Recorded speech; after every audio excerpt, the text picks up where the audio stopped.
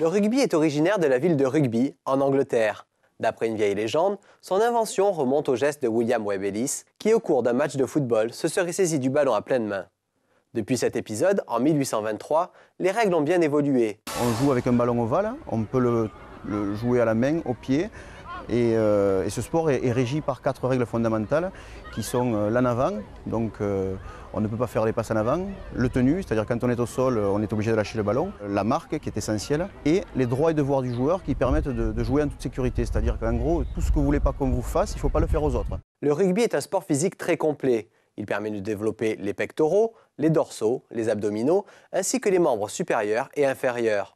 Dans ce sport, chaque poste demande des capacités physiques et mentales adaptées. Sur le côté physique, c'est vrai que c'est un sport aérobie. Tous les jeunes sont amenés à courir à un effort supérieur à 1 heure. Plus, ça demande un travail de force. Donc il y a un développement musculaire qui touche aussi bien le haut du corps, parce que vous allez faire des plaquages, vous allez résister, lutter comme font certains judokas, des lutteurs, qu'il va falloir enchaîner avec du travail aérobie. Donc c'est un sport assez complet. Vous travaillez aussi bien sur le bas du corps, en rapidité, mais à la fois en puissance, parce qu'il faut résister à la lutte. Et à la fois, vous avez un haut du corps, où vous avez une appréhension du ballon, une appréhension de l'adversaire, et pouvoir stopper quelqu'un. Sur le plan psychologique, il y a une notion de courage, une notion de collectivité et une notion d'effort partagé.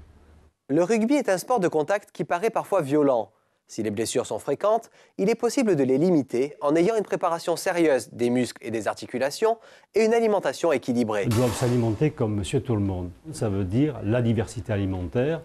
Un des éléments importants, c'est, et je le rappelle pour les enfants, c'est de consommer des légumes et des fruits.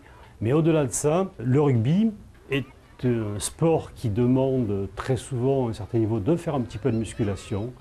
Et là, on peut être tenté d'augmenter sa ration de protéines, donc de viande, de poisson, afin de favoriser les phases de prise de masse musculaire. Quand on commence en sport, il ne faut pas croire qu'on peut du jour au lendemain jouer première ligne dans un club de rugby. Donc il va falloir passer par les gammes d'apprentissage du jeu, la préparation physique, écouter les éducateurs et après se mettre en bonne condition pour se préparer à une sollicitation qui est la durée d'un match de rugby.